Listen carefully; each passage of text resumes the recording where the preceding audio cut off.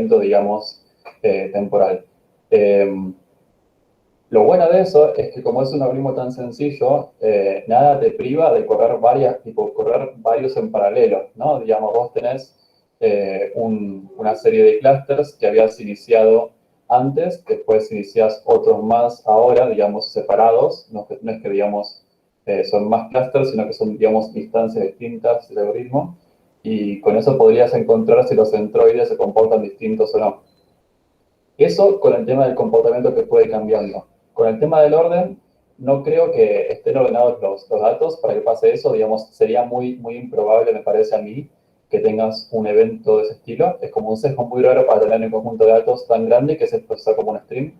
Pero sí, es cierto que, digamos, si vos estás analizando, por ejemplo, no quiero decir sentimiento porque no tiene sentido hacer como un clúster genérico de eso, pero Twitter, por ejemplo, el tópico del momento va cambiando, ¿no? Día a día, con lo cual tiene sentido que tengas varias instancias de caminos online corriendo al mismo tiempo, que, digamos, no te genera ningún problema de performance, porque, digamos, una computadora puede procesar algunos, otra computadora procesa otra instancia, con lo cual no será ningún problema realmente a nivel de escala, que es lo importante para procesar streams. Así que sí, me gusta la pregunta y espero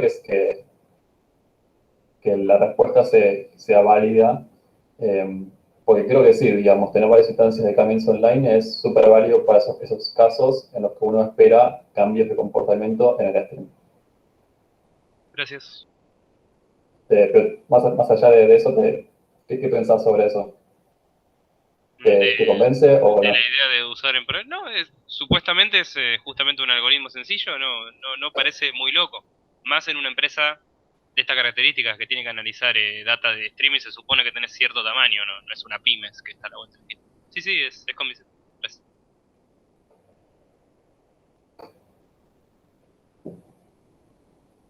Lo que sí, de hecho, hoy vamos a ver un caso en el cual no tenemos un stream verdadero, no tenemos, digamos, una fuente de datos ilimitada que todo el tiempo va generando puntos, pero vamos a tener que terminar usando caminos online simplemente por el tamaño del conjunto de datos.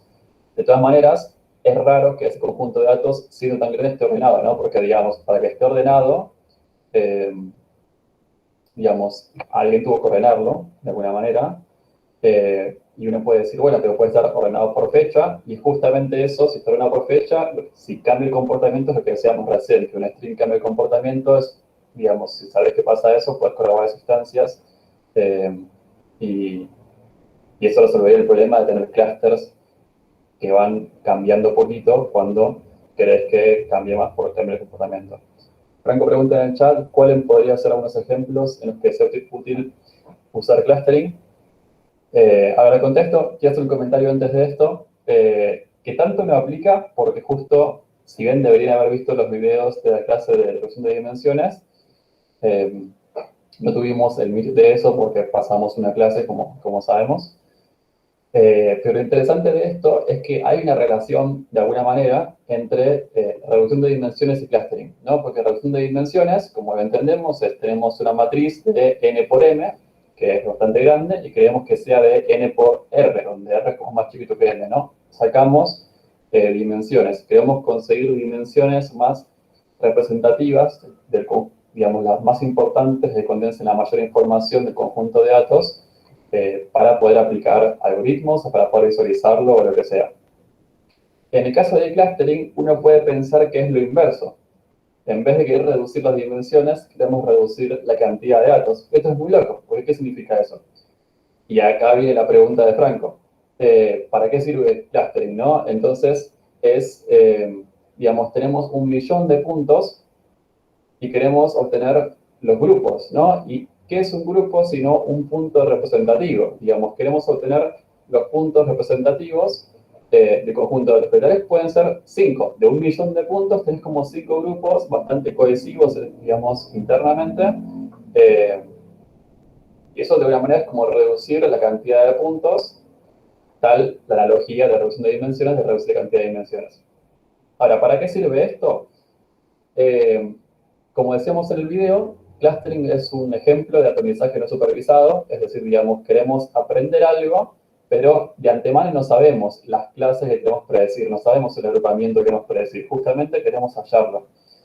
Entonces, es muy interesante explicarlo. Por ejemplo, tenemos una empresa, tenemos, digamos, información sobre los usuarios y queremos segmentar o hacer un clustering sobre los usuarios. ¿Para qué sirve esto? Esto sirve para poder entender qué grupos de usuarios tenemos, donde tenemos algunos usuarios que consumen muchísimo tales tipos de productos o, digamos, tienen tal patrón de consumo, otros consumidores más casuales, consumidores que actúan de una manera distinta. Y justamente entender los grupos nos permite hacer campañas particulares, entender el consumo de los usuarios, entender qué es lo que se consume en nuestra plataforma, entre otras cosas. Luz recién dice satisfacción de clientes, exactamente eso. Así que fundamentalmente eso.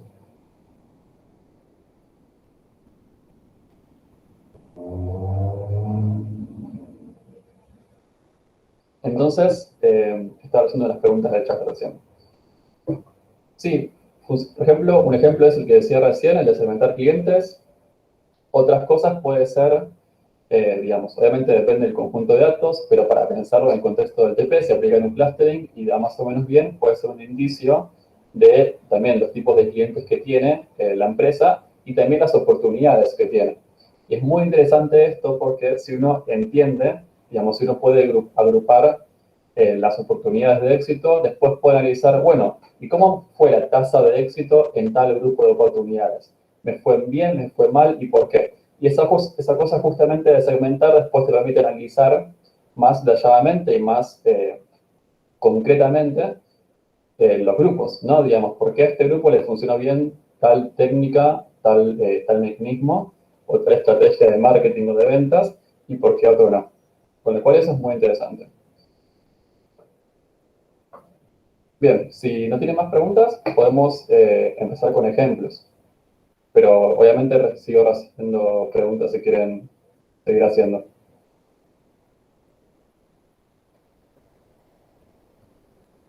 Bueno, arranco, igual voy leyendo el chat cada tanto y vamos viendo. Esta es la clase de clustering. Entonces dijimos que vamos a hacer un brevísimo repaso sobre clustering. No voy a leer todas las diapos, voy a mostrar básicamente qué es lo que se cuenta eh, para que lo tengamos un poquito en mente. Habíamos visto varios algoritmos de clustering. Habíamos visto el clustering jerárquico, por ejemplo, que es un algoritmo bastante sencillo, que tiene como varios hiperparámetros, ¿no? Tiene como varias configuraciones, tiene este beneficio también de que genera una jerarquía, y uno puede decidir dónde corta la jerarquía para quedarse con una cantidad de clusters razonable o para quedarse justamente con los niveles más importantes. Habíamos visto las estrategias que justamente cambian el comportamiento de este algoritmo, ¿no? Digamos, tenemos que siempre ir uniendo dos grupos, dos clusters, y según la estrategia para compararlos, digamos, para definir la distancia entre ellos, tenemos comportamientos distintos. Decíamos, por ejemplo, que este puede ser muy rápido, por cómo se puede implementar, pero que tenía defectos, como por ejemplo generaba clusters que son muy alargados, porque cuanto más grande es un clúster, más puntos tiene cerca, con lo cual es posible que se vaya generando un clúster que no es cohesivo, ¿no? Mientras que este, por ejemplo, que toma siempre la, eh, la distancia más larga, no le pasa eso porque justamente maximiza la cohesión de alguna manera, maximiza la unión entre esos puntos, pero bueno, tiene la desventaja que va a ser más lento. Está el promedio, la mediana y cosas por el estilo. Hemos visto una aplicación del SH para eso. Y finalmente veíamos Camins.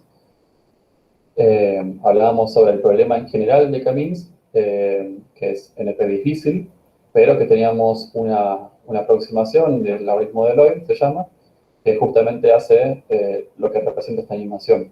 ¿Está bien? Veíamos el efecto. Acá teníamos una observación interesante, que Camins solamente puede separar con rectas, ¿no? Pues justamente si Camins lo que hace es asignar un punto al grupo más cercano, digamos al centroide más cercano, hay un punto donde las distancias son iguales y ese punto es literalmente una recta, porque así funcionan las rectas. Entonces, si tenemos algunos grupos, algunos clusters que sabemos que no tienen formas dividibles correctas, porque digamos que son un círculo o son como una cosa más compleja, tal vez Camins no es el mejor algoritmo para ese conjunto de datos. Hablábamos sobre el hiperparámetro de Camins, hablábamos sobre inicialización, en contexto de eso hablábamos también sobre Camins++, que justamente busca definir la inicialización de Camins. No modifica el algoritmo en sí, pero sí explaya más ese primer paso de inicialización, porque decíamos, el problema de la inicialización es, si yo justo agarro unos primeros 3 puntos que están todos muy cerca entre sí, tal vez tarda más en converger el algoritmo o no encuentra la mejor Joaquín, solución. Sí. ¿podrías pasar a la presentación? Así se ve en pantalla completa, que estaban comentando por el chat. Gracias. Sí, pasa que como estaba pasando por arriba, no sabía si presentar o no, pero tenés razón que se ve chiquito. Gracias. A vos. Entonces, hablamos sobre la inicialización, ¿no? Digamos, el problema de Camins es que es sensible a esos puntos iniciales y por eso lo que podemos hacer es correrlo varias veces para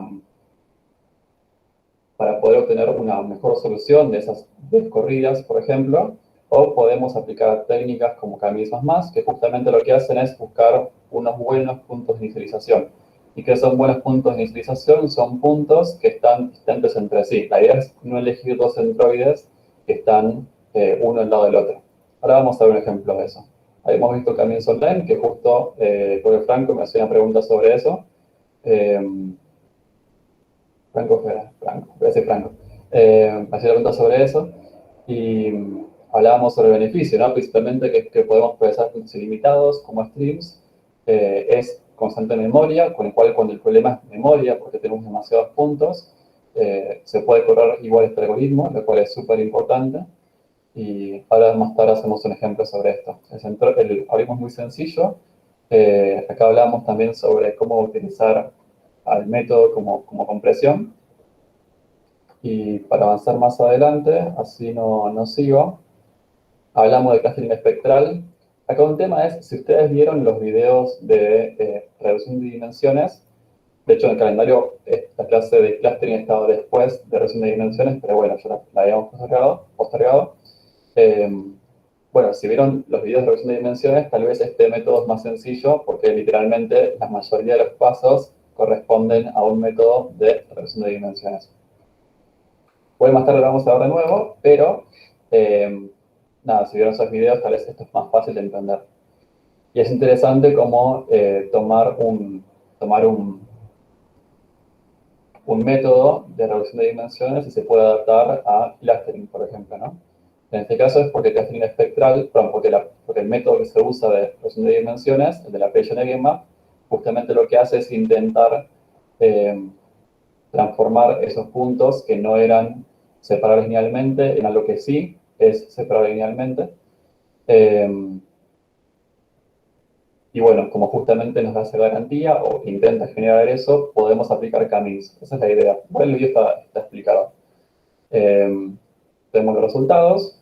Y después otro método que veíamos era el DBSCAN, que es muy interesante porque la definición de clúster y el objetivo de clustering que le da DBSCAN incorpora la definición de ruido. Entonces significa que hay elementos en el conjunto de datos que son outliers o están lejos de cada clúster, con lo cual realmente no representan algo interesante y lo ignoramos, lo interpretamos como fuera del grupo de clústeres. Y está buena porque eso justamente lo que hace es evitar que los outliers me muevan mucho los grupos, que me muevan mucho los clústeres, y trabaja sobre una noción distinta, ¿no? Digamos, en el caso de DBSCAN habla sobre el grupo denso, no sobre asignarle a todos los puntos algún clúster, como hace Camins, sino decir, un clúster es cuando hay densidad. Si no hay densidad, entonces eso es como simplemente ruido. Y ven ya de principio que las formas que encuentra el método son no lineales, ¿no? Como justamente lo define como grupo denso, no importa la forma que tiene, mientras la densidad se mantenga más o menos estable o por arriba de un mínimo a lo largo del grupo. Hablábamos sobre los hiperparámetros, hicimos un ejemplo, lo voy a pasar porque está en el video y tanto no viene el caso. hacíamos un paralelismo con un BFS, digamos, con ese algoritmo de exploración en el grafo, que es lo mismo, básicamente. Hacemos la comparación y por último veíamos HDBSCAN, que es un método un poco más largo, basado en DBSCAN, que intenta solucionar un problema en particular de DBSCAN, que es la dependencia en el parámetro. Y bueno, teníamos el desarrollo paso a paso de HDBSCAN. ¿Preguntas hasta ahora?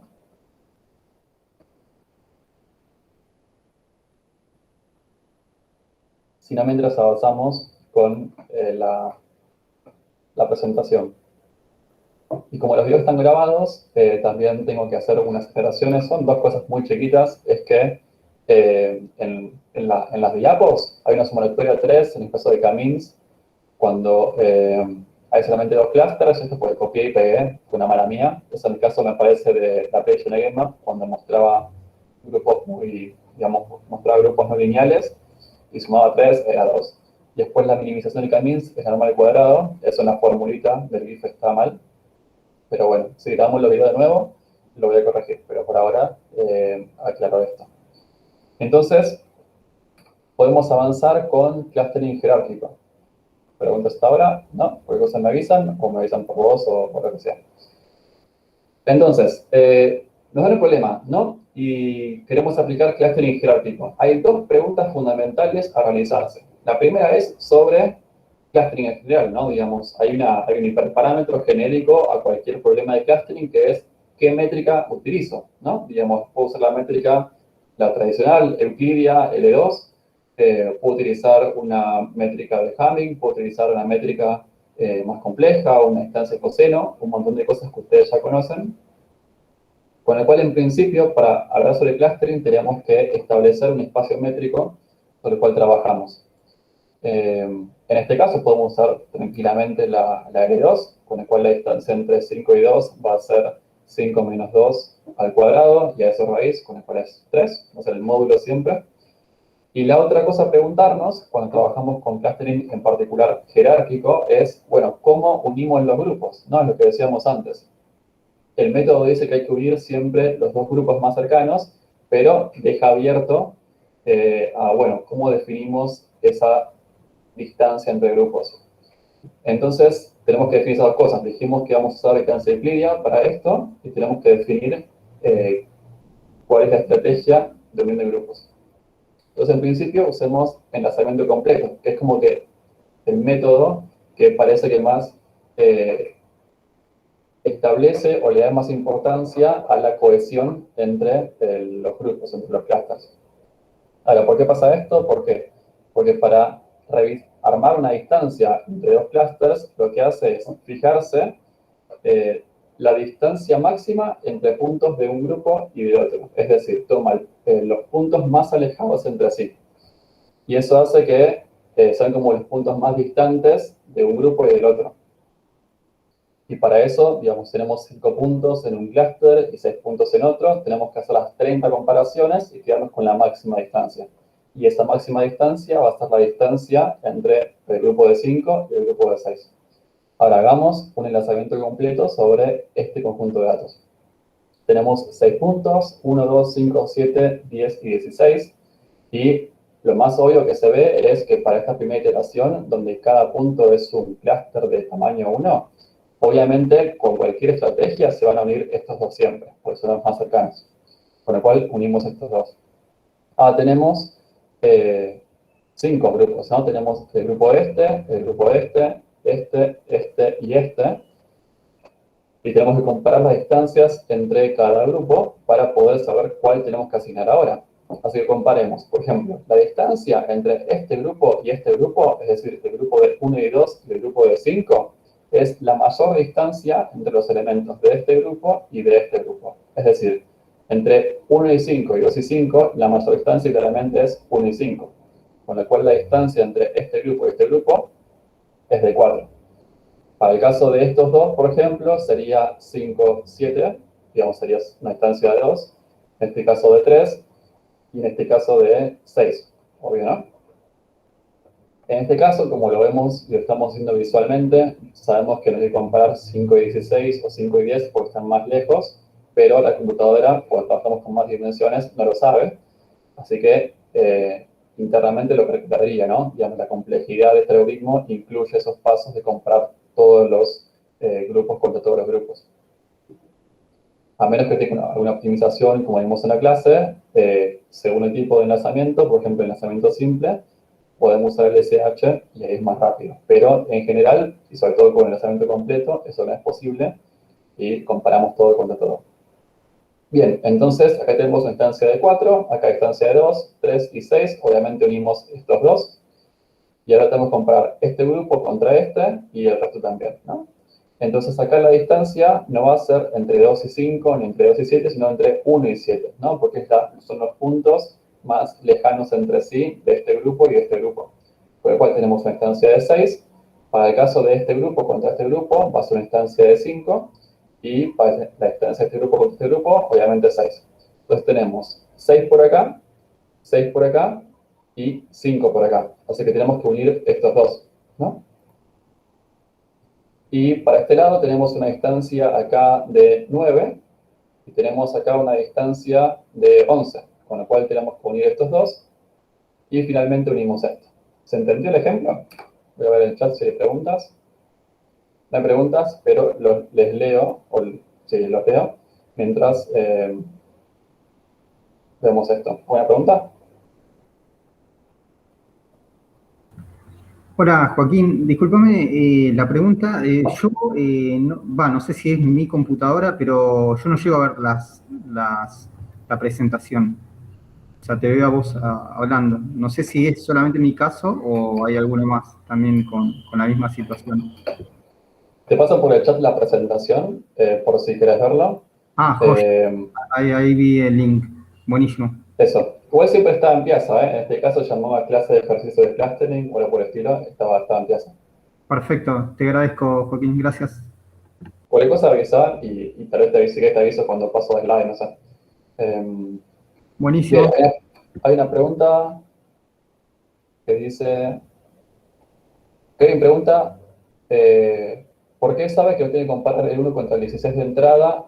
Ah, no, es lo que decía recién. O sea, como es visual, yo no lo voy a comparar porque, digamos, digamos ya sabemos que va a como quedar mucho más lejos. Pero sí, la computadora, cuando vos lo implementás, lo tiene que hacer. Tiene que comparar todos contra todos, porque, digamos, no sabe eso. Así que la respuesta es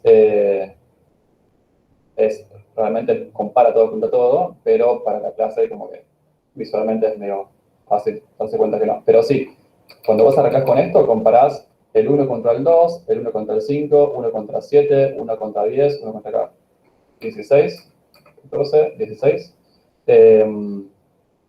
Y lo mismo para todos los demás, digamos, son n cuadrado comparaciones que tenés que hacer. Y cuando generas los grupos, también no será n, porque será menos la cantidad de grupos, pero sí, son todas las comparaciones que tenés que hacer. Gracias por la aclaración. Avancemos entonces a otro tipo de enlazamiento. En este caso decíamos que es el enlazamiento simple o el singular, que acá lo tengo a la izquierda, si la cámara me acompaña. Esto, ¿no? Entonces teníamos las formas de unir y teníamos el que hicimos recién de tomar los dos más lejanos y tenemos este que es lo opuesto, tomar los dos más cercanos. Lo cual es, parece que es lo mismo porque igual habría que comparar todos y quedarse con el mínimo, pero como mostrábamos en los videos, se puede implementar con el SH porque depende simplemente de la búsqueda de vecinos más cercanos. Entonces, hagamos esto. Hagamos el mismo conjunto de datos, solamente que con un enlazamiento distinto. Es el mismo conjunto, pero que es el 14, con el cual tiene esa variación, pero más o menos, aproximadamente es lo mismo. Entonces, como decíamos antes, siempre vamos a unir estos dos primero, porque, digamos, es la distancia mínima entre puntos. Y después, tenemos que comparar el resto. Tenemos en la segunda iteración este grupo, este y este, con el cual tenemos 5 grupos. Y, por ejemplo, comparemos la distancia del grupo de 1 y 2 contra el grupo de 5, del elemento 5. Acá la distancia no es 1 y 5 como antes, que la distancia máxima, sino que es la distancia mínima, con el cual es 5 menos 2, 3. La distancia entre estos dos grupos es 3. Pero acá la distancia es 2, acá es 3 y acá es 4, con lo cual seguimos uniendo estos dos en la segunda iteración. ¿Está bien? Ahora es más interesante este caso, en el cual tenemos ya un par de grupos que no son atómicos, no son singulares, y tenemos que compararlos. En este caso, para armar la distancia entre este grupo y este grupo es simplemente 5 menos 2, 3. Entre este grupo y este grupo es también 3. Y entre este grupo y este grupo es 4. Como decíamos antes, la computadora va a tener que comparar todo contra todo, digamos, también compara el 14 contra este, el 10 contra este y toda la cosa esa, pero acá como sabemos que está más lejos, ya es medio evidente que no hay que hacerlo. Pero vale siempre esa aclaración porque es importante para la complejidad del método. Lo interesante de ahora es que tenemos dos grupos que están a igual distancia, ¿no? Este y este están a distancia 3, pero también este y este están a distancia 3. Ahora podemos elegir cualquiera de estos. Cuando ustedes lo implementan esto, está bueno siempre que sea determinista, con el cual está bueno desempatar esos casos con algún criterio. Sea por un, digamos, el identificador menor, sea, digamos, un tema de normas, sea un tema de cantidad de puntos, pero algún método para desempatar siempre está bueno a nivel de implementación. En este caso, como realmente es igual, ¿cuál elegimos? Elegimos unir este grupo contra el de la izquierda o contra el de la derecha, agarramos este y listo. Ahora tenemos tres grupos, ¿no? Tenemos el grupo este, tenemos el grupo este y el grupo este, y tenemos que encontrar las distancias entre esos grupos para poder saber cuáles unimos. Acá la distancia de este grupo y este grupo es solamente 3, porque es el grupo más, digamos, son los puntos más cercanos, y acá es de 4, con el cual unimos estos, y en el último paso unimos contra el 14. ¿Se entiende el método? Es siempre ir fijándose cuáles son los clusters que tienen un punto más cercano al otro, digamos, encontrar el par de puntos que pertenecen a clusters distintos con distancia más pequeña, y es unir esos. Es más sencillo que el otro. ¿Alguna pregunta sobre esto?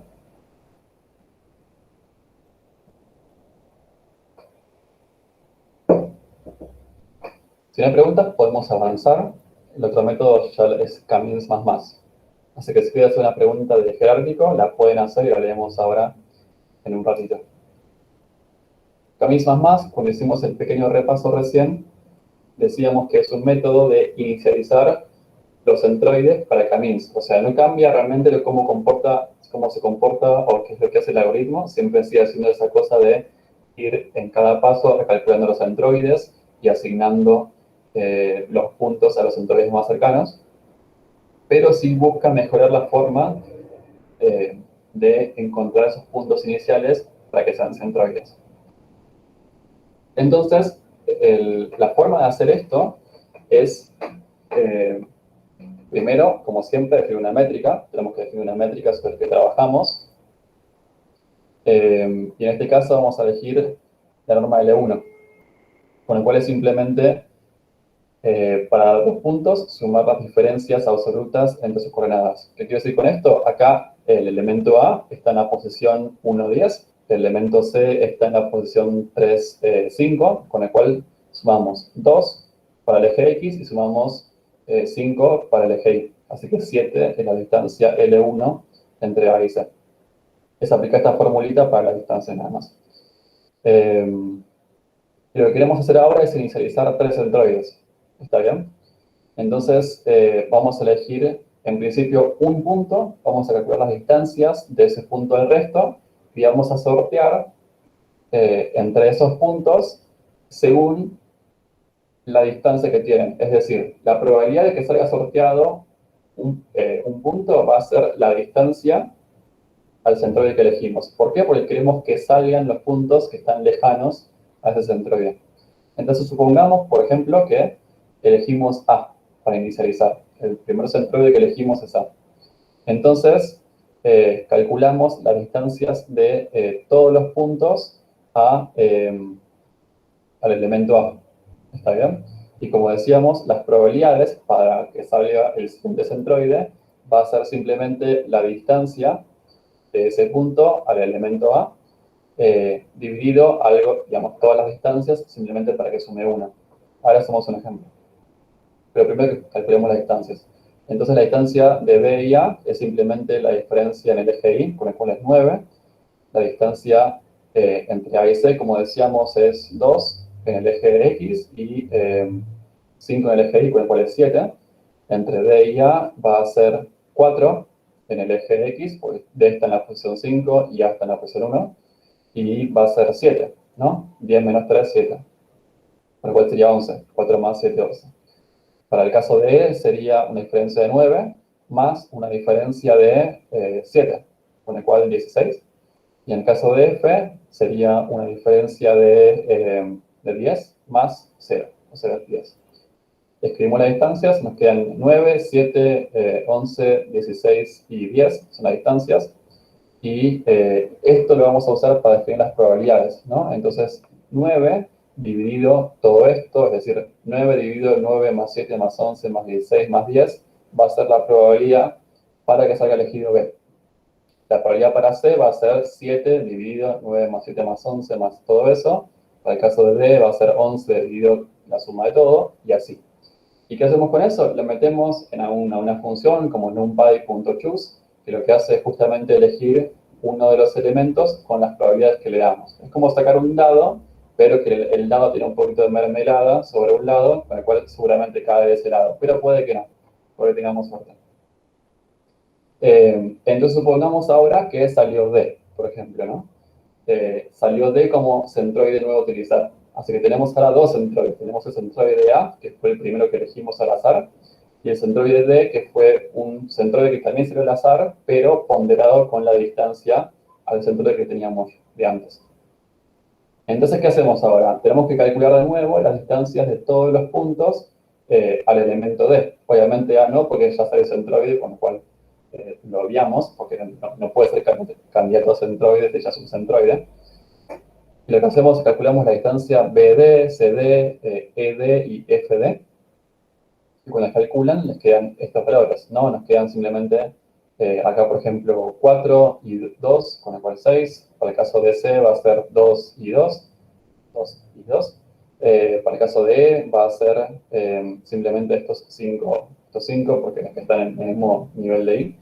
Y en el caso de F será 13, porque aparentemente es eso. ¿Y cómo hacemos las probabilidades para esto? Bueno, como decíamos antes, tenemos que tomar las distancias y dividirlas por la suma de todas para normalizarlo. Pero hay una diferencia acá. Antes teníamos solamente un centroide. Acá tenemos dos centroides. ¿Y cuál es el objetivo de Camins++? El objetivo es elegir puntos que estén alejados de todos los centroides. Con el cual no usamos solamente las distancias a D, no usamos solamente las distancias a A, sino que elegimos el mínimo entre ambas distancias. ¿Qué quiero decir con esto? Veamos, por ejemplo, uno que quede copado, E, por ejemplo, ¿no? E tiene una distancia muy alta al elemento A, no tiene una distancia de 16, pero el elemento E está bastante cerca de D, de alguna manera, tiene una distancia solamente de 5, con el cual tal vez no es el mejor elemento para elegir. Entonces, al quedarnos con el mínimo de las distancias a los centroides, va a ser 5, con el cual esperaremos que la probabilidad de que salga sea baja. Entonces, para esta fórmula, lo que le cambiaríamos es que en vez de solamente, digamos que solamente sea la distancia al primer centroide, va a ser el mínimo de distancias. En este caso va a ser el mínimo entre la distancia al elemento A y la distancia al elemento D, porque fue el otro que salió como centroide, ¿no? Entonces, las probabilidades nos van a quedar como esto. Fíjense que hacemos, digamos, el elemento dividido la suma de todo, que es 25. Y, por ejemplo, para B quedó la distancia a D, porque era más pequeña que 9. En el caso de C también quedó, porque teníamos 7 de distancia contra A, pero 4 contra distancia contra D. En el caso de E, como decíamos, 16 contra A, pero 5 contra D. Y en el caso de F es al revés, porque estaba a 13 de distancia de D, pero a 10 de distancia de A. Con el cual, con estos valores, con estas probabilidades, que suman 1, pues son probabilidades, elegimos el siguiente punto de los centroides. observen que es como probabilístico esto, ¿no? No es que te dice elegí este, sino que te dice elegí al azar, pero no son todos iguales, no son todos los puntos iguales. Están ponderados según la distancia que tienen. Es decir, siempre tendemos a elegir los que están más alejados de los sensores que ya elegimos. María pide que repita la norma L1. La norma L1 es, si ustedes toman como la norma LP, la genérica, fíjense que la norma L2, la euclidia, es acá poner un 2 y sería el primer componente al cuadrado más el segundo componente al cuadrado más todo al cuadrado. Y a eso hacemos la raíz cuadrada, ¿no? Tipo 1 sobre 2. En el caso de L1, en vez de ir sumando los módulos al cuadrado, sumamos simplemente los módulos, o sea, el módulo a la 1, y en vez de hacer una raíz cuadrada, simplemente hacemos, nada, tipo hacemos 1 sobre 1 como potencia. En el caso, por ejemplo, de la norma L3, será sumar el cubo de los módulos, y tomar la raíz cúbica, y así, ¿no? Tipo, siempre es hacer elevado a la P, y afuera hacemos 1 sobre P. Esa es la norma L1. Entonces, para comparar dos elementos con la norma L1, simplemente nos fijamos en las diferencias que tienen elemento a elemento, hacemos el módulo de cada una y sumamos. Es lo que te dice esto. ¿Se entendió? Es como la de Manhattan, exacto, es la de Manhattan. La de Manhattan es la que se usa para, justamente, como la isla de Manhattan, ¿no? Es la que se usa para definir la distancia en una ciudad, ¿no? Porque, digamos, yo nunca paso por la diagonal. Digamos, si yo usara la norma euclidia, me diría, che, la distancia entre este punto y este punto es esta diagonal, pero yo en la ciudad no puedo caminar por la diagonal, tipo, no puedo caminar por el medio de un edificio, sino que primero voy por, no sé, voy por Scalabrini, y luego voy por Córdoba, y es justamente lo que me dice la distancia Manhattan o la norma de 1. ¿De dónde sale 25 el denominador? Veamos, acá tenemos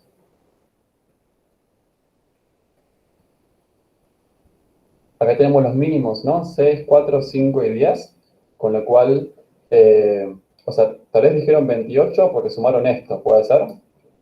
El punto no es sumar esto, sino que es sumar el mínimo, ¿no? Acá el mínimo es 6, 4, 5 y 10, con lo cual 6 más 4, 10, más 5, 15, más 10, 25. Si ustedes suman esto, puede que les dé distinto, les tiene que dar 28, pero ese no es el denominador que utilizamos, porque ustedes tienen que primero tomar el mínimo de cada distancia y luego sumar todo eso. ¿Se entiende? No está mal calculado, a menos que me esté confundiendo algo más. Si quieren lo aclaro en la slide, me quedo sin espacio igual, ¿no? Pero sería las distancias mínimas que calculamos serían b igual a 6, digamos, entre 9 y 6 el mínimo es 6, entre 7 y 4 el mínimo es 4, entre 16 y 5 el mínimo es 5, entre 10 y 3 el mínimo es 10. Con lo cual tenemos esto, y la suma,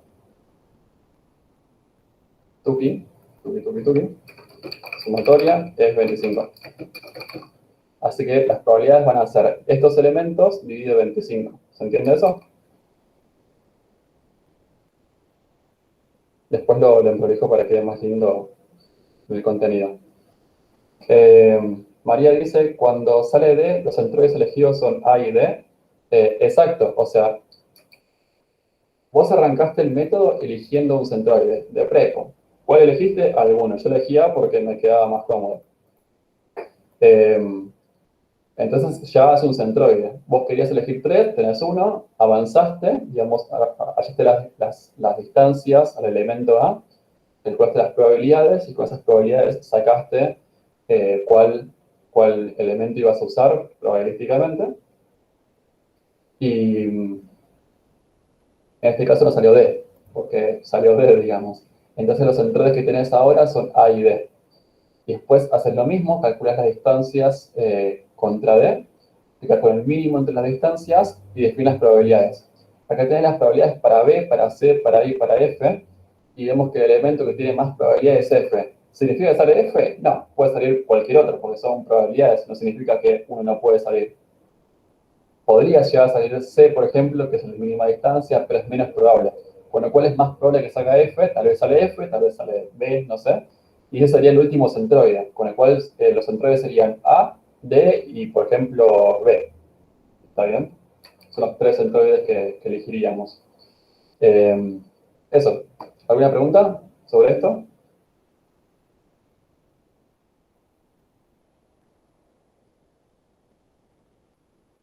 Exacto, Diego, serían el mínimo entre las distancias. Acá las probabilidades, en vez de ser, digamos, solamente contra un centroide, sería el mínimo entre las distancias. A ver cómo le dicen las diapos. Camins más, que tenemos online. Claro, acá lo dice. Para verlo en texto, digamos. Elegimos un punto al azar como centroide, calculamos la distancia de cada punto contra los centroides, nos quedamos con la mínima entre esas distancias, digamos, tenemos 2 centroides elegidos hasta ahora, y nos quedamos con el mínimo entre esas dos distancias, y calculamos la probabilidad para cada punto, ¿no? La distancia mínima a los centroides dividido por la suma de todas las distancias mínimas a los centroides de todos los puntos, y elegimos un nuevo punto con esas probabilidades. Y repetimos este proceso a partir de esas probabilidades, hasta que tengamos todo lo que queríamos. ¿Otras preguntas sobre esto? Si no, avanzamos. Igualmente pueden seguir preguntando y lo vemos de nuevo. Bien. Entonces, hablamos sobre Camins Online cuando hicieron una pregunta. Camins Online es una adaptación del método de Camins para poder utilizarlo sobre streams. ¿Qué son streams? Streams son conjuntos de datos que, digamos, son en principio eternos, ¿no? Como que siempre hay más datos para agarrar, porque esos datos que se van generando momento a momento, con el cual no es que podemos pasar todos a memoria para calcular todo de manera offline y luego dar los resultados, sino que lo mejor es ir procesándolos a medida que van llegando. Y es muy problemático esto porque restringe mucho el tipo de métodos que se utilizan, porque bueno, si un método es cuadrático, aparte de que no podés tener los elementos en memoria, cuando tenés muchos datos, algo que sea mayor que lineal es muy lento de utilizar. Generalmente intentamos utilizar métodos que sean lineales o sublineales, ¿no? Que digamos sean logarítmicos o cosas por el estilo. En este caso, Camins Online es un método que hace un clustering con una sola pasada de los datos, ¿no? Porque es un stream, no puedo volver a pasar todos los datos. A diferencia del método que vimos para aproximar Camins, que es justamente varias iteraciones donde calculo los centroides de nuevo y todo eso, eso obviamente requiere muchas pasadas sobre los datos. Por ejemplo, requiere 100 pasadas o 1000 pasadas. Esto, en cambio, lo hace con solamente una. Pero, obviamente, el resultado es distinto. Tal vez no es tan bueno, no es tan óptimo como para el Camins Offline lindo. Pero es lo que podemos hacer, porque es el conjunto de datos que tenemos, las condiciones que tenemos y demás. Entonces, el algoritmo decíamos que es este, tenemos un contador con K posiciones. Inicialmente, el contador está todo en 1 porque tenemos K puntos iniciales, ¿no? Tenemos que poder definir con qué iniciamos cada centroide, como hacíamos antes. Cuando llega un punto X en el stream, lo que hacemos es obtener el clúster que está más cerca, ¿no? Y nos quedamos con ese. Y a ese clúster le sumamos 1 al tamaño, al contador, y ajustamos la posición del centroide. ¿Cómo lo hacemos? Es, a lo que teníamos antes, le sumamos un valor que viene a ser el punto X menos el centroide, es decir, la diferencia entre el punto que me llega y el centroide que tenía, pero no lo sumo en total, sino que lo atenúo de alguna manera por el tamaño del clúster. Es decir, cuando tengo un clúster de tamaño 2, lo voy a tener por un medio, cuando tenga tamaño 10 será por 1 sobre 10, cuando tenga 1.000.000 será sobre 1 sobre 1.000.000. Y esto lo que obliga básicamente es la convergencia, de alguna manera, porque como cada vez lo voy moviendo menos, se perturbará menos. Entonces, pongamos unos números simplemente para mostrar el entendimiento de esto. Tenemos un K igual a 2, pues tenemos solamente dos clusters, y los puntos iniciales, los centroides iniciales, son 0 y 6. Y nos llega un 1, por ejemplo. Entonces tenemos que fijarnos en principio, bueno, ¿cuál de estos dos grupos está más cerca? Obviamente el 0, ¿no? Entonces, al 0 tenemos que aumentar el contador y tenemos que ajustar el centroide.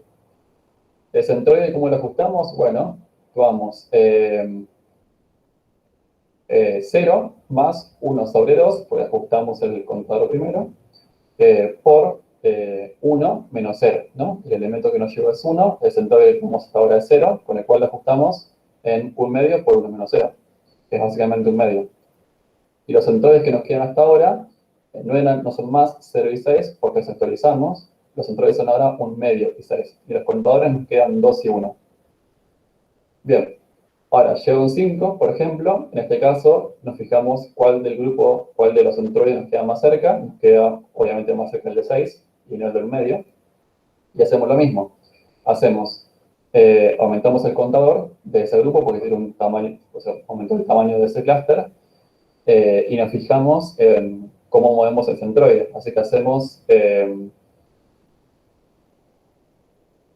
1 medio, porque es la atenuación que tiene ese movimiento, por 5 menos 6. Con lo cual lo que se mueve ese elemento, lo que se mueve ese centroide es también 1 medio, pero para el otro lado, ¿no? Nos queda menos 1 medio. Entonces, los nuevos centroides que van a aparecer cuando se vaya la barrita, ahí está. Los centroides nos quedan 1 medio y 5 1 medio. Y los contadores 2 y 2. Es súper fácil el método, espero que se entienda. Es ir ajustando los centroides solamente teniendo eso en memoria. No tenemos todos los datos en memoria, solo tenemos los centroides.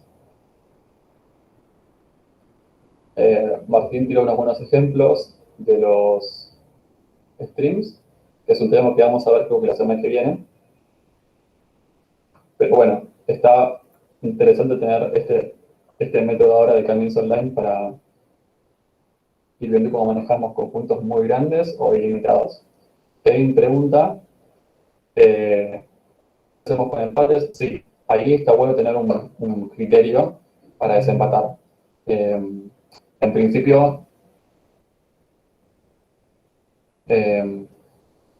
sería lo mismo en principio, pero siempre está bueno desempatar con algún método para que sea como más prolijo y sepas qué hacer en ese caso, en vez de elegir aleatoriamente. Idealmente no pasaría eso, no pasaría que haya como un elemento que dé igual distancia a ambos, pero si pasa, sí. O desempatás o elegís aleatoriamente, y si querés que sea determinista, tenés que armar un método de desempate, que puede ser simplemente el de índice menor, ¿no? Por ejemplo, si acá nos llegaba a 3, podríamos decir, bueno, entre 0 y 6 me quedo con el 0 porque es como de índice menor, y listo. Algún método. Bien, vemos ahora clustering espectral. Lo interesante de esto es que nos pide aplicar clustering espectral sobre un grafo. Esto es un ejercicio de un parcial, me parece, o de un promocional o de un final. Es muy interesante porque cuando hablábamos en los videos de clustering espectral, no hablábamos sobre un grafo, hablábamos sobre puntos, que se aplica sobre puntos, ¿no? Particularmente decíamos que era un buen método para aplicar cuando tenemos puntos que no son separables linealmente. ¿Por qué? Porque K-means, a diferencia de este método, solamente separa con rectas, y si tenés, por ejemplo, círculos concéntricos o anillos, eso no lo puede separar K-means. Creo que el ejemplo que teníamos en las diapos eran como dos facturas, más o menos. Tenía como una factura y no la separaba bien. Pero bueno, el ejemplo que vimos en clase no era un grafo, era una serie de puntos, un conjunto de datos. ¿Y cómo hacemos? Bueno, si vemos el algoritmo de clustering espectral, decíamos que de alguna manera internamente usa la Appalachian Enigma. Y lo curioso de esto es que al utilizar este método, internamente construimos un grafo, ¿no? Porque, digamos, si tenemos inicialmente un conjunto de puntos, lo que hacemos es calcular una matriz de afinidad. ¿Qué es una matriz de afinidad? Es, si yo tengo n puntos, quiero calcular la afinidad entre todos los pares de ese conjunto de datos, ¿no? Digamos, tengo una matriz de n por n, donde cada elemento es la afinidad entre el punto i y el punto j, ¿no? ¿Cómo calcular la afinidad? Hay varios métodos. Por ejemplo, un método es usando un kernel RBF, es una función. que la pueden buscar en Wikipedia, es simplemente un producto interno con un par de exponenciales, y eso es una afinidad entre los puntos.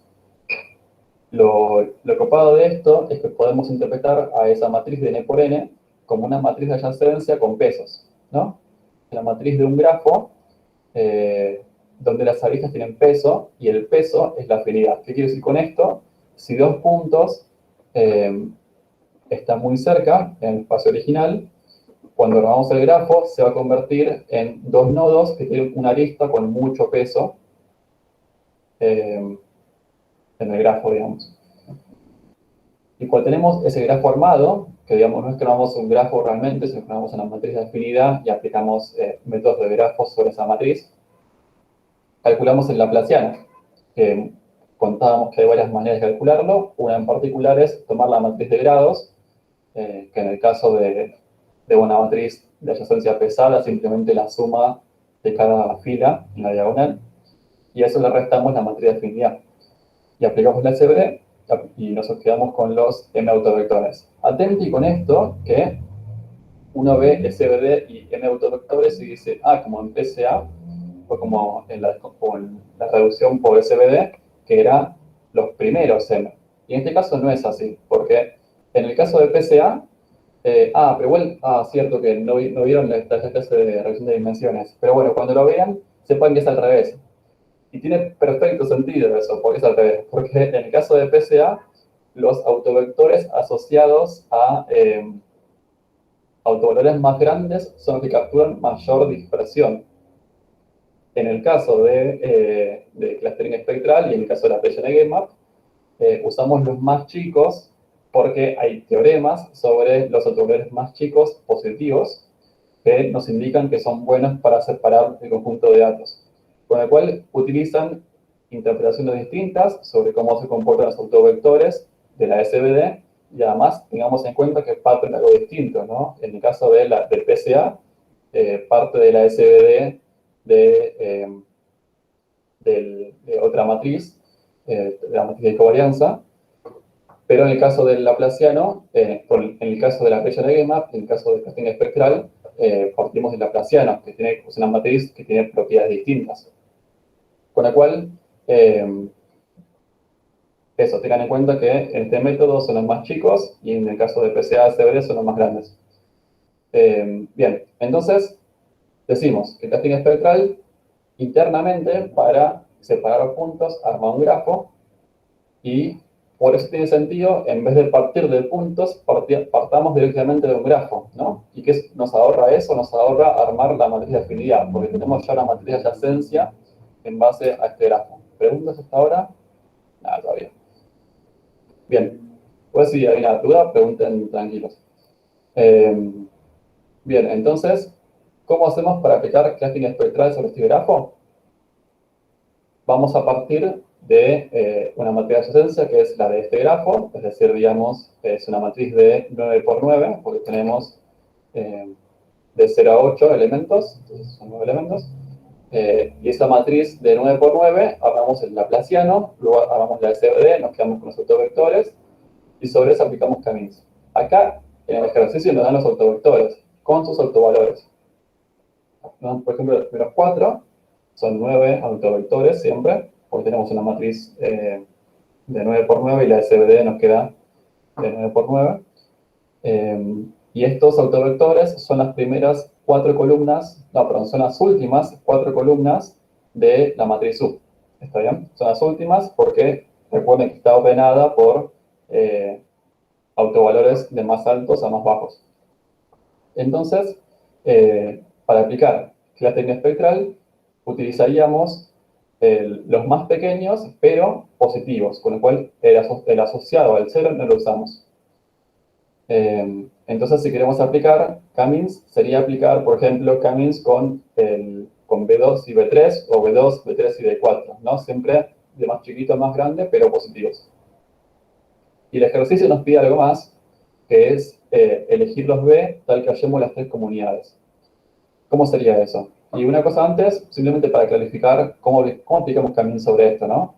Tenemos simplemente muchos elementos. Entonces, lo que significa este autovector, como lo interpretamos, tiene, obviamente, 9 posiciones, la primera posición va a ser el valor asociado al elemento 0, la segunda, el valor asociado al elemento 1, y así. O sea, para el primer autovector que utilizamos, o sea, el primer autovector con autovalor positivo, y es el más pequeño, el 0 vale 0, el nodo 1 vale menos 0,44, el segundo vale menos 0,33, y así. Así que tenemos features o atributos o dimensiones para esos puntos que no son las originales que teníamos, sino que son los que dicen los autovectores. Entonces, si elegimos, por ejemplo, utilizar 2 autovectores o 3 autovectores, nos quedan los 9 puntos en R2 o R3, y sobre eso aplicamos camins. Sobre R2 sería como mucho más fácil de dibujar, en un parser, por ejemplo, y aplicamos camins sobre eso, como saben ustedes, ¿no? Inicializar los puntos. Acá no dice camins más, así que pueden elegir ustedes los puntos que les parezcan más fáciles, y hacer un par de iteraciones, ¿no? Digamos, calculando los centroides, fijándose cuáles son los puntos más cercanos para asignarlos al clúster y así. Entonces, así aplicamos camins con esta información de los autovectores. ¿Preguntas sobre esto? Todavía no. Entonces, aparte de eso, el ejercicio pedía elegir alguno o algunos de estos autovectores para hallar las 3 comunidades. En principio pensemos que es una comunidad en un grafo. Una comunidad en un grafo es un grupo denso, ¿no? Digamos, son nodos que están conectados entre sí. No necesariamente es como un subgrafo completo, no es un cliqué, pero sí, digamos, son nodos que son como amigos todos entre sí, de alguna manera. Si lo podemos pensar en una red social, digamos, ¿no? Si nos fijamos en un grafo de Facebook, donde, digamos,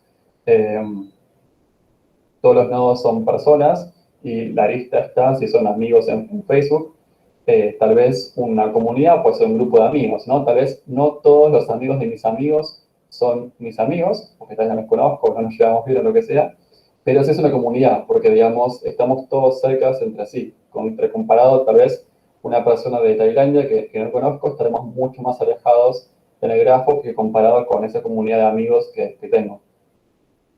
Entonces, las comunidades son como clusters, pero en el contexto de grafos, ¿está bien?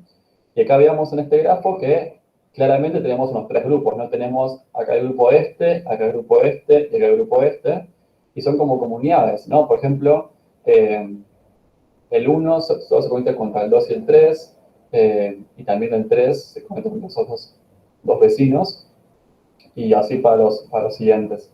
El 0 es muy central porque une como estos 2 grupos, pero está como en el borde de esta comunidad acá, ¿no? Digamos, está como este triángulo de nodos. Entonces, la idea del ejercicio este es hallar un autovector que me permita identificar con sus valores a las 3 comunidades. Es decir, a esta comunidad, a esta comunidad y a esta comunidad. ¿Cómo hacemos eso? Bueno, recordemos que cada autovector, en el elemento iésimo, le otorga un valor al nodo iésimo, ¿no? Entonces, por ejemplo, veamos el B2. El 1, recuerden que no lo usamos porque es el autovector asociado al autovector nulo. Pero para el caso de B2, fijémonos, el elemento 0, digamos, el nodo 0 tiene un valor de 0, el elemento 1 tiene, el nodo 1 tiene un valor de menos 0,44 para este autovector, el nodo 2 tiene un valor de menos 0,33, y el nodo 3 tiene un valor de menos 0,44, con lo cual veamos en principio que esta comunidad tiene como todos valores negativos entre el 0,33 y entre el 0,44, negativo, ¿no? Para el 5 y para el 4 y para el 5, veamos que tiene 0 en esas posiciones. Además, el 0 tenía un valor de 0, con el cual para esta comunidad todos los elementos tienen valores de 0, digamos, son muy cercanos al 0. Y para el caso de esta comunidad acá, los últimos 3 elementos del autovector, veamos que son 0,44, 0,44 y 0,33, con lo cual son todos valores positivos cercanos entre 0,33, el 44 y por ahí. Con lo cual, digamos que para el autovector 2 tenemos una comunidad con valores negativos, una comunidad con valores nulos cercanos a cero y una comunidad con valores positivos, con el cual si ustedes aplican K-means sobre esta única dimensión, deberían poder encontrar esas tres comunidades, porque están como bastante divididas, ¿no? Entonces, si nos piden elegir algún vector, algún autovector, para poder identificar las comunidades, B2 es un buen candidato porque justamente naturalmente divide a estas comunidades.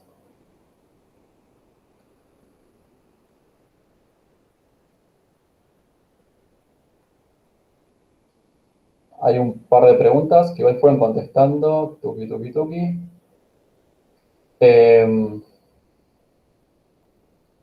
Un comentario, pasa que el laplaciano es muchas cosas en matemática. El laplaciano es como el operador ese, el gradiente al cuadrado y todo eso, ese operador armónico. En el contexto de grafos, vos tomás la matriz de grados de ese grafo y le restás la matriz de adyacencia o la matriz de pesos. ¿Está bien? Eso es el laplaciano de un grafo.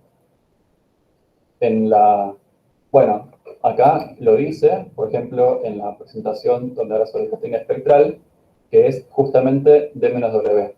¿Por qué no va tanto en detalle con eso? Porque lo comentaba en la clase de relación de dimensiones. Veamos qué dice por acá. Acá estamos. Bueno, igual también decía lo mismo, ¿no? Decía D menos A. Pero sí, digamos, la matriz de grados de un grafo es, yo tengo un grafo de n nodos, es una matriz de n por n, es diagonal, con el cual cualquier elemento que no esté en la diagonal es 0, y para el elemento 1, 1, es decir, digamos, el elemento que se refiere al nodo 1, va a ser simplemente la cantidad de nodos con los cuales se conecta, si tenemos un grafo sin ponderación. Es decir, un grafo donde las aristas están o no están, pero no tienen peso. En el caso de un grafo ponderado, que es el que utiliza clustering espectral, el caso de la matriz de grados va a ser, en cada elemento de la diagonal, va a ser la suma de los pesos, con el cual tenés un nodo que tiene una arista con un peso de 1 y una arista con un peso de 5. El elemento en la diagonal para ese nodo va a ser 1 más 5, creo que dije, con lo cual 6. Si era 1 más 4 era 5, pero básicamente es la suma de los pesos que tiene ese nodo.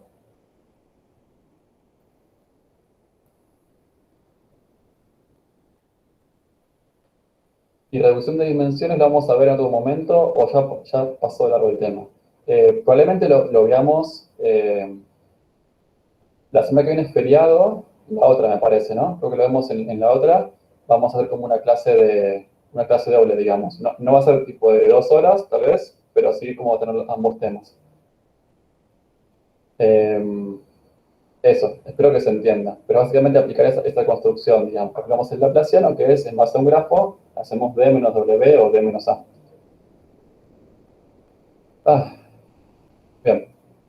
¿Se entendió esto? ¿Se entendió cómo podemos aplicar un método de clustering espectral a un grafo? Porque clustering espectral originalmente es sobre puntos, pero como arma un grafo internamente, podemos aplicarlo directamente sobre un grafo, sin aplicar toda esa parte de construir la matriz de adyacencia o la matriz de pesos o afinidad. Partimos directamente de eso y seguimos todo el proceso, el proceso del laplaciano, el proceso de la SVD, los autovectores y el proceso de K-means. A partir de ahí es todo igual. ¿Preguntas sobre esto? ¿O avanzamos a otro ejercicio?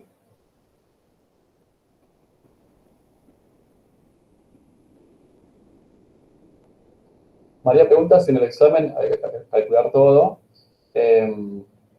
Mira, en el caso de K-means, es literalmente, digamos, si vos agarraste solamente B2, vos pones un centroide en, no sé, menos 0,44, un centroide en 0 y un centroide en 0,44, y en una iteración ya está. Digamos, en una iteración asignaste los puntos a los clusters y después calculaste de nuevo los centroides. Esos son los dos pasos de K-means, y ya está, porque no va a quedar estable a partir de eso. Con lo cual, con una iteración de K-means era suficiente, con lo cual son 3 cuentas para hacer, no es muy largo. Elegir el autovector 2, justificando por qué lo haces, y aplicar camins en base a eso.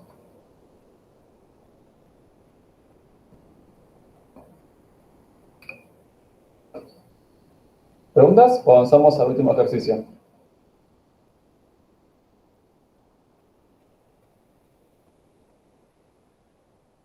Avanzamos entonces. Este ejercicio es un poco más práctico en el sentido más realista con cuando, digamos, el uso de estos métodos, ¿no? Digamos, este ejercicio va justamente a, tenemos tal situación, ¿cuál método podríamos aplicar? Entonces, la situación 1 es, tenemos 5.300 puntos, tenemos formas no lineales y tenemos densidad variable. Y la pregunta es, ¿qué método utilizaríamos? Lo puedo comentar yo, que es como re aburrido, o podemos votarlo, que es un poco más divertido. Entonces, situación 1. Puedo copiar esto, así queda más. Cookie. Entonces, pongámonos el camins online, casting espectral, dbscan, hdbscan, jerárquico. Perdón por el teclado, creo que se escuchó todo el ruido y estaba medio cerca del micrófono. Ahí les paso el link y quiero los resultados. Entonces el punto es con estos 3 datos, esta cantidad de puntos, estas formas de los clusters y el dato de la densidad variable, ¿qué método entre estos usarían ustedes, digamos? Igual una cosa, puse opción única, tal vez mejor era opción múltiple para que todo lo hacemos, porque tal vez más de una funciona, pero así votando uno solo, tal vez pueden elegir bien igual.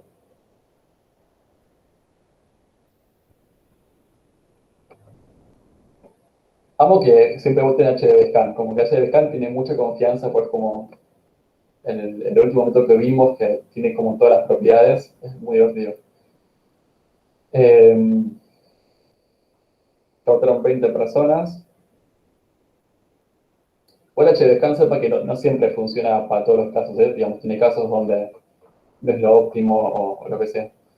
Entonces veamos ya las cosas que fueron votando, y analizamos una por una. HDBScan en principio puede funcionar bien, justamente porque tiene formas no lineales, tiene densidad variable, no son tantos puntos, igual HDBScan se maneja bien con eso por lo general, así que HDBScan funcionaría bien.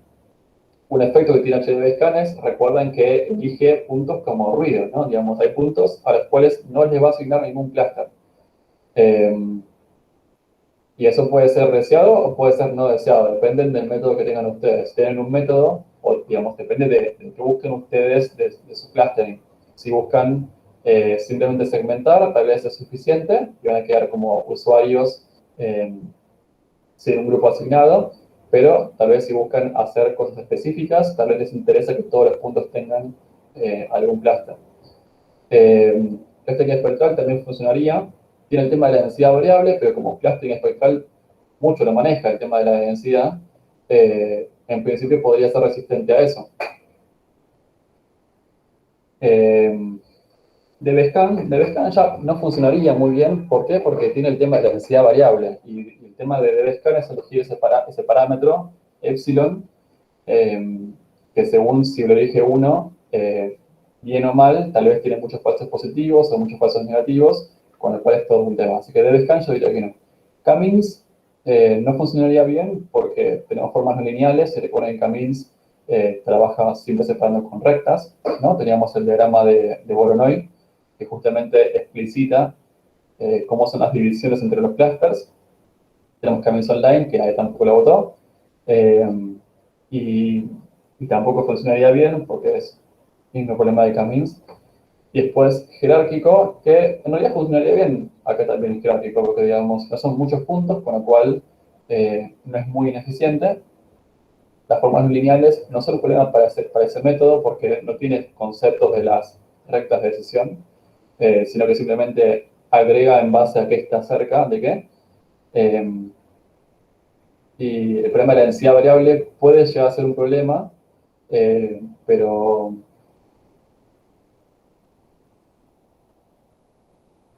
puede ser un problema, pero creo que en realidad no. O sea, no es tanto el problema, porque, digamos, cuando uno va agregando, el tema de la densidad a veces son muchos puntos muy cerca. Pero como uno hace una jerarquía con clustering jerárquico, si uno elige bien el nivel de corte, no hay ningún drama con eso. Así que en principio estaría bien también. Gracias es el que votó hacia este método. Hagamos lo mismo, pero para la siguiente situación, ¿vale? Que tenemos más puntos y tenemos formas lineales y no lineales. O si quieren, lo comentamos y vamos al último caso y votamos eso, pues si votamos todo, tal vez es como medio largo. O engorroso, no sé si engorroso, pero... Bien, la siguiente situación dice lo siguiente, tenemos 300.000 puntos y tenemos formas lineales y no lineales. Hagamos el mismo análisis de antes con todos los métodos que vimos. El tema de HDBSCAN, en principio no habla sobre la densidad variable, así que, digamos, no tenemos como ese incentivo para utilizarlo, pero obviamente funcionaría bien porque no son tantos puntos, digamos, son más puntos que antes, pero no es excesivamente alto como para no poder usar HDBSCAN. Con el tema de las formas lineales y no lineales también funciona bien porque, digamos, no tiene concepto de eso, digamos, agrega por cercanía, por densidad y por otros métodos, no, digamos, no tiene ningún problema con eso. Eso funciona tanto para DBSCAN como para HDBSCAN. Recuerden que esos métodos definen distinto el concepto de cluster, lo definen como zona densa, y como son zonas densas, no importa la forma que tienen, a diferencia de K-means, que asume que los grupos se pueden asignar en base a las distancias de los centroides.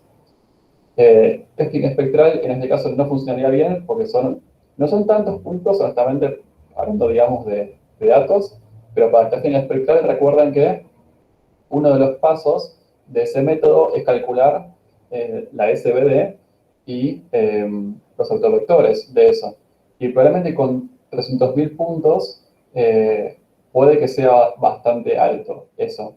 Hay métodos de cálculo de autovectores que son eficientes, pero también tiene un límite, me parece. Tal vez Luis puede comentar algo sobre eso, que sabe mucho del tema de cálculo de autovectores. Creo que es el algoritmo de Lanzor el que se usa para eso, me parece. Tal vez flasheo, pero creo que se llama así. Pero bueno, el punto es que el casting espectral es bastante más lento. De hecho, en la clase, en los videos, habíamos visto una comparación de los tiempos, acá. Que presento. ¿Cómo es para presentar? F11, F10, control F5. Acá teníamos una comparación y vean que, por ejemplo, para pocos datos, y los dimensiones súper sencillo, el casting espectral tardaba 1,62 segundos, mientras que, por ejemplo, no sé, DBSCAN tardaba 0,2 segundos, con lo cual casi 100 veces más, ¿no? De tiempo. Y en la curva, teníamos una curva de tiempos también, ¿no? Tenemos esta curva de tiempos y mostrábamos esto, mostrábamos que cuando teníamos, por ejemplo, ya 10.000 puntos, tardaba, ¿cuál es? Espectral es el naranja, es este de acá. Claro, ya para 10.000 puntos tarda más de 2 minutos.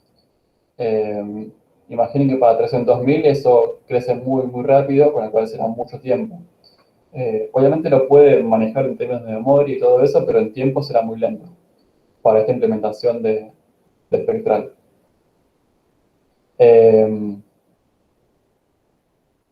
Bien, veamos los siguientes métodos. Espectral decíamos que probablemente no, porque, digamos, son demasiados puntos para ese método.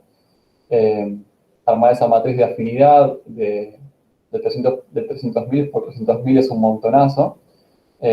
Para el caso de DBSCAN, no dice nada sobre la densidad variable, con el cual puede funcionar bien. Aunque tiene también el efecto ese de que te categoriza puntos como ruido.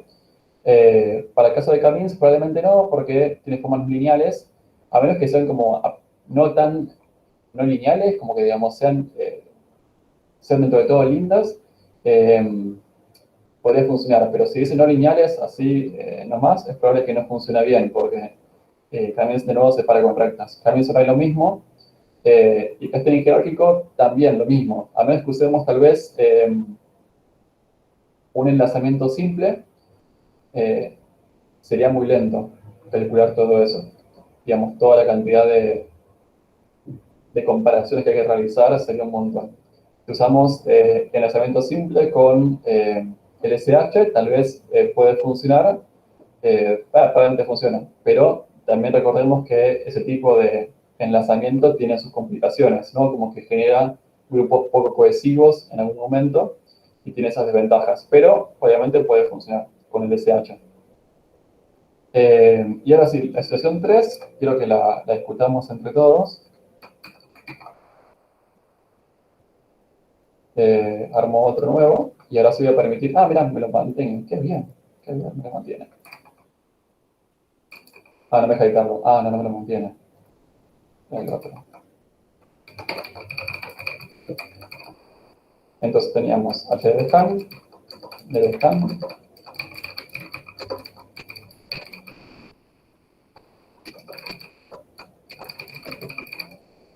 estos, ¿no? No me falta ninguno.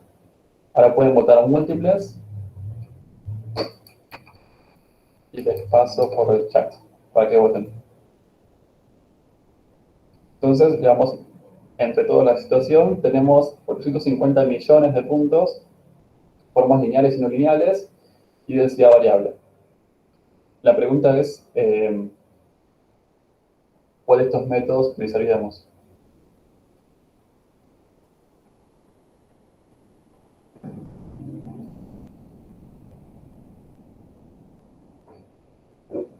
Y pasó una cuenta rápida. Sí, ¿alguien tiene un micrófono? ¿Quién puede hablar? Los puntos los tenemos todos juntos. O sea, ya están en una base de datos. Sí, está en disco, está en base de datos, sí, pues sí. Okay. Justo quería hacer un cálculo de cuánto entra en memoria, eso, ¿no? Entonces tenemos 450 millones, 1, 2, 3, 1, 2, 3. Digamos, pues tiene, por ejemplo, 20 dimensiones y tenemos puntos fletantes de 4 bytes, 32 bits, así que es expresión simple. Esa es la cantidad de tamaño, cantidad de puntos por la cantidad de dimensiones por el tamaño de cada elemento.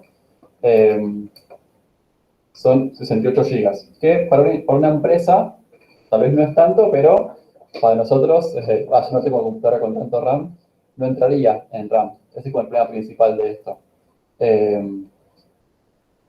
El problema de esta cantidad de puntos es eso, que si, a menos que tengamos una buena computadora, una muy buena computadora con mucho RAM, los métodos que requieren el conjunto de datos en memoria no van a funcionar. O sea, HDBScan, jerárquico, dbscan, espectral y k-means, todos. ¿El que gustó?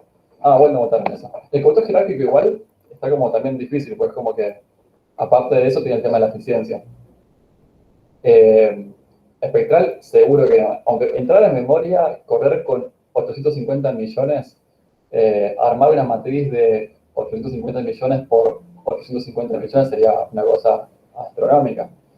Bien, entonces, el punto de esto es que tiempo va a tardar seguro esto, por ser un montón de puntos. Serán varias horas, serán un par de días que va a tardar. El punto es que corra, que pueda encontrar un resultado. Entonces, de estos métodos, en principio el que se puede correr con estos datos es k-means online, porque es el que no requiere tener todo el conjunto de datos en memoria, ¿no? Ustedes me van a decir, che, pero el tema de las formas no lineales, ¿qué hacemos? Y bueno, es lo que en principio puedes correr. Los otros métodos no puedes correrlos. O sea, acá llegamos al punto en el que un conjunto de datos muy grande se puede empezar como un stream, porque es tan grande que en memoria no entra. Y todos estos métodos requieren muchas iteraciones o requieren tener el conjunto de datos en memoria, ¿no? Por ejemplo, HDBScan requiere armar un árbol de tendido mínimo. Para hacer eso necesitamos seguro el conjunto en memoria. No conozco métodos que lo puedan hacer en disco y que sea rápido. Pues tiene como que armar una cola de prioridad, tiene que armar un montón de cosas. Ahora, algo interesante, la vez pasada que di esta clase, Luis me comentó un truquito, que es el siguiente, que es, bueno, es cierto que que en principio solamente podemos utilizar caminos online, pues son demasiados puntos, pero utilizando eso que hablábamos al principio de la clase, de interpretar clustering como un problema transpuesto al de reducción de dimensiones, y con esto quiero decir elegir puntos que sean representativos. Podemos hacer justamente eso con Camins Online. Tenemos 450 millones de puntos y corremos un Camins Online con 1000 puntos o 5000 puntos o por ahí. Y esos puntos, cuando digamos son los centroides de esos 5000 clusters, que se van a ir moviendo según lo que llegan en el stream de datos que generamos. Y el punto es que van a ser centroides que representan bien el conjunto de datos, como que van a estar bien distribuidos idealmente, y representan los distintos grupos o pequeños grupitos de puntos que hay en el conjunto de datos. Al usar esos 5000 puntos, tenemos una aproximación del conjunto de datos, pero con muchos menos puntos. O sea, es mucho mejor que elegir 5000 puntos al azar, porque, digamos, depende, digamos, de todo ese cálculo de centroides que hicimos. Y la idea es, con esos 5000 puntos que generamos, ahí aplicar un método de clustering que acepte formas no lineales. ¿Por qué? Por lo siguiente. La idea sería, supongamos que es, digamos, como un ejemplo visual. Tenemos esto, ¿no? Tenemos un conjunto de datos no lineal.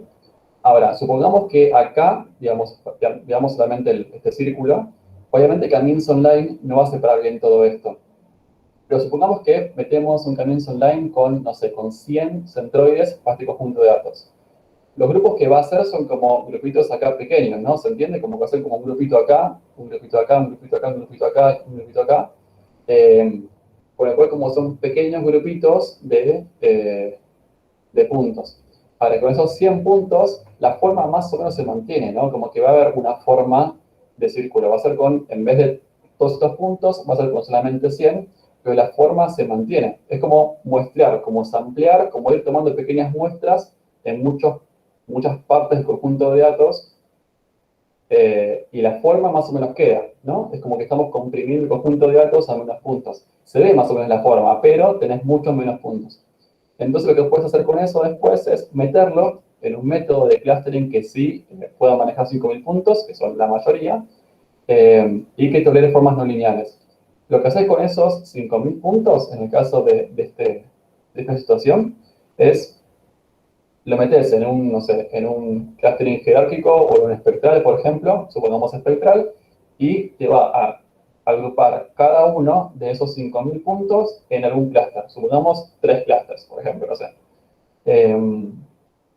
Entonces tenés una manera de categorizar los 850 millones de puntos en esos 3 clústeres. ¿Por qué? Porque tenés un mapeo de los 850, de cada uno de los originales de esa cantidad de millones a uno de los 5000 puntos generados representativos, y también es un mapeo de esos puntos generados representativos a los clústeres que obtuviste después al final.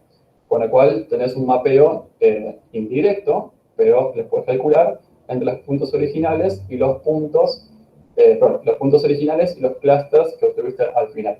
¿Se entiende eso?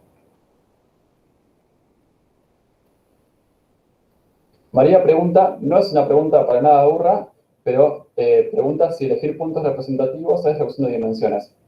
En realidad no, es reducir la cantidad de datos, pero se puede pensar que elegir puntos representativos es análogo a elegir dimensiones representativas, ¿no?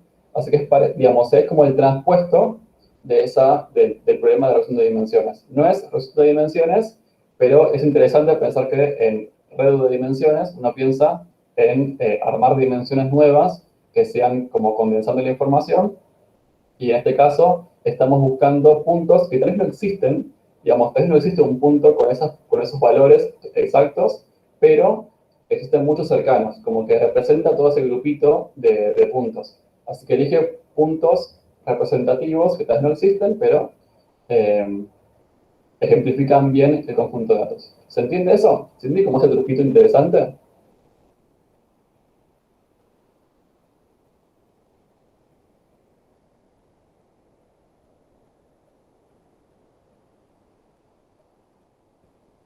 Exacto, Diego. Lo que haríamos en ese caso es con Camins Online, con muchísimos clusters, eh, agarraríamos puntos representativos y luego aplicaríamos otro método sobre esos puntos representativos.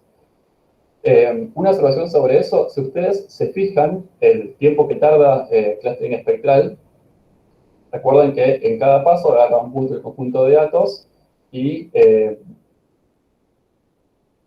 calcula la distancia a todos los clusters que tenemos, a todos los centroides que tenemos. Con el cual, si usamos 5.000 clusters, 5.000 grupos, tendríamos 5.000 cálculos para hacer por cada iteración, con el cual es un montón.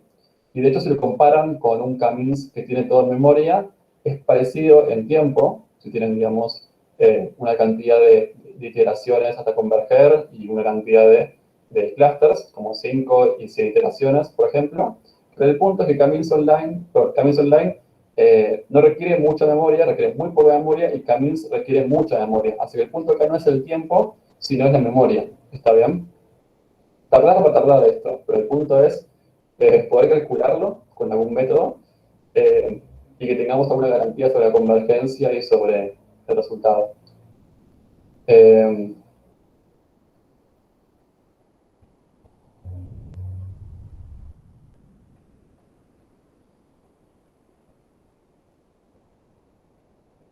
Usted dice que HDBaseCAD es el más rápido de todos y mejor.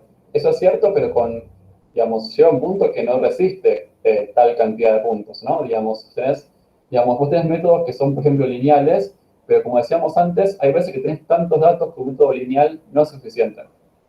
Digamos, tarda demasiado.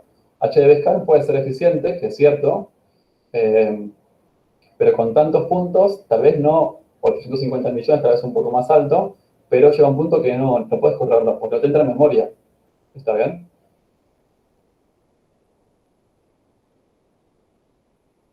Bueno, ¿preguntas sobre esto?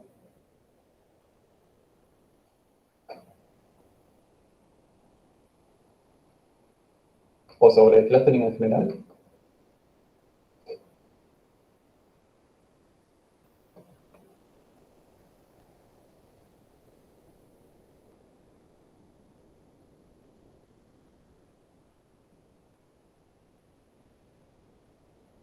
Sí, igual la fe de ratas, te paso la presentación. Está también en Piazza, si buscas como ejercicios clustering.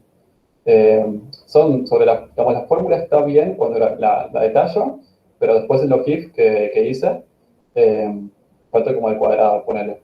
Es eso nada más.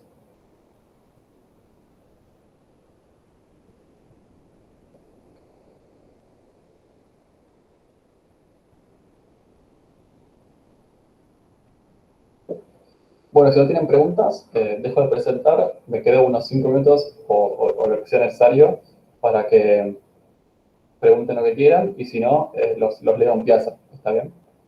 Cualquier cosa que quieran preguntar sobre clustering o sobre otros temas, lo vemos en cualquier momento, cuando quieran.